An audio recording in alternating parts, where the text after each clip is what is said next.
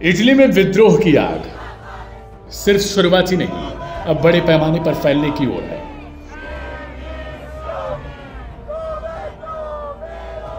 Sumud flotilla के जहाजों को इस्राएल द्वारा रोकते ही इटली में बड़े पैमाने पर विरोध और हड़ताल की चिंगारी उठ गई है।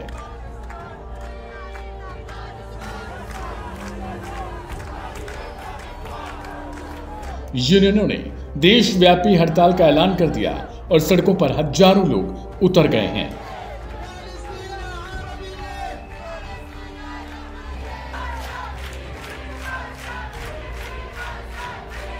यह ठंडी ठंडी नाराजगी अब तेज आग का रूप ले सकती है।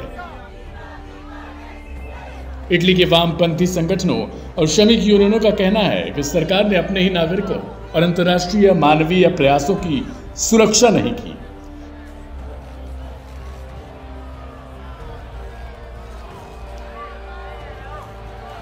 इस फ्लोटिला में 15 से 20 इतालवी एक्टिविस्ट शामिल थे।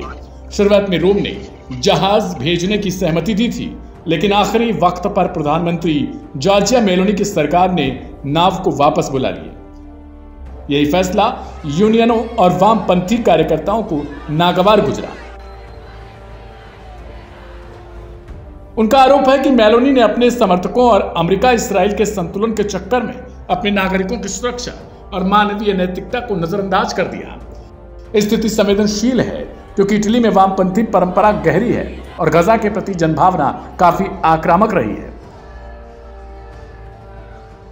फ्लोटिला के रोके जाने के बाद अब यूनियनों ने न केवल कार्यस्थलों पर हड़ताल की घोषणा कर डाली, बल्कि बंदरगाहों, क्षेपणास्त्रों और सार्वजनिक कार्यक्रमों में भी बड़े प्रदर्शनों की तैयारी कर ली है।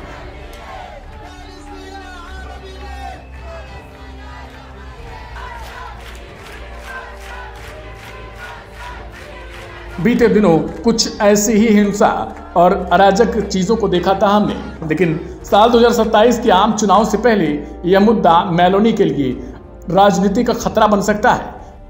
विपक्ष और नागरिक समाज उसे मानवता और राष्ट्रीय स्वार्थ के बीच खड़ा कर रहे हैं।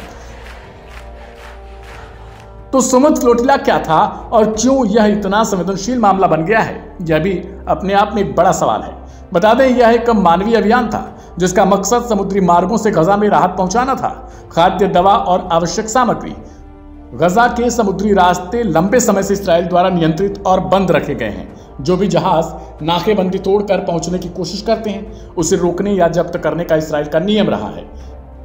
इस बार स्वीडिश कार्यकर्ता ग्रेटा थनबर्ग के नेतृत्व में करीब 500 लोग एक जहाज पर सवार होकर गजा जाना चाह रहे थे। इस्राएली नौसेना ने उन्हें समुद्र में रोक दिया, जहाज जब्त कर लिया और कई लोगों को हिरासत में लिया गया।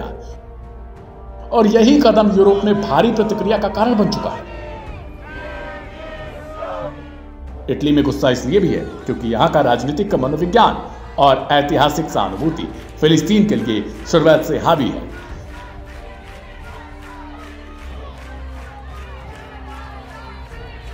यूनियनों का कहना है कि सरकार ने अपने नागरिकों की सुरक्षा और मानवीय कर्तव्य की प्राथमिकता नहीं ली। इससे राजनीतिक मोर्चे पर सवाल उठे।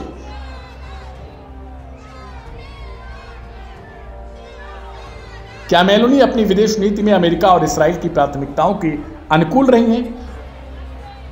लेकिन क्या उन्होंने घरेलू सुरक्षा और लोकतांत्रिक अधिकारों को भी तवज्जो दी? अंतर्राष्ट्रीय स्तर पर भी यह घटनाक्रम बेहद ज्वलंत दिखाई दे रहा है। फ्लोटिला रोकने के बाद कई यूरोपीय राजधानियों में विरोध और कूटनीतिक दबाव बढ़ा।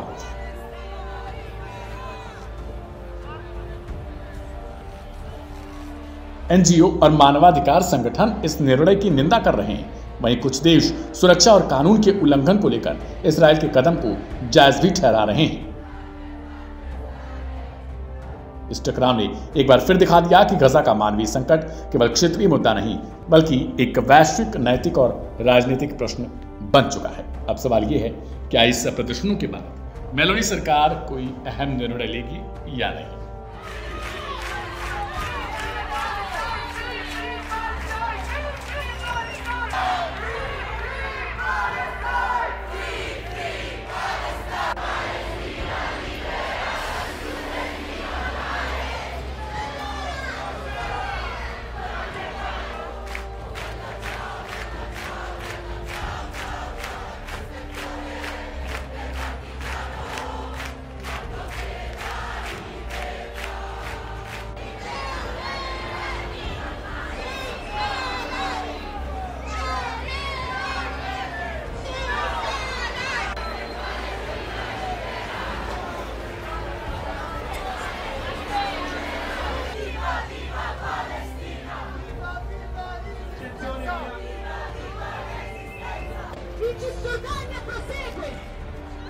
Esplodiamo gli attacchi in Libano, in Siria, in Yemen!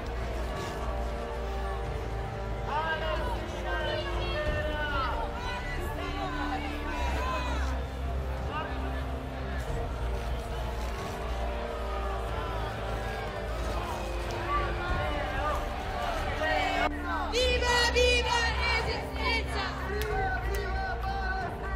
Viva, viva Palestina!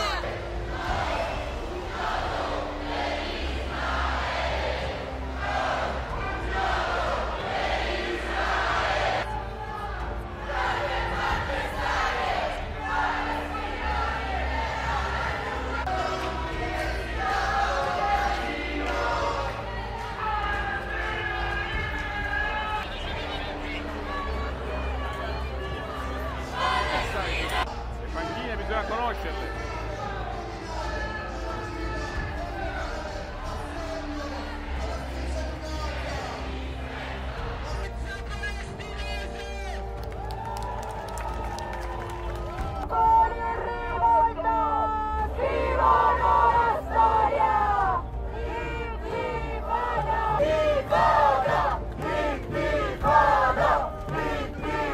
A Giorgia Meloni, alle mie opposizioni che sono state in silenzio in questi 2 anni di genocidio, diciamo che esiste un'alternativa in questo paese, che questa alternativa vuole rompere con Israele, vuole la Palestina libera, e che oggi c'è un governo, c'è una classe politica e c'è un popolo, quel popolo che in questo momento è in strada, che è pronto a bloccare tutto, che è pronto a scendere in piazza, che è pronto il 3 ottobre allo sciopero generale. Noi non ci fermiamo!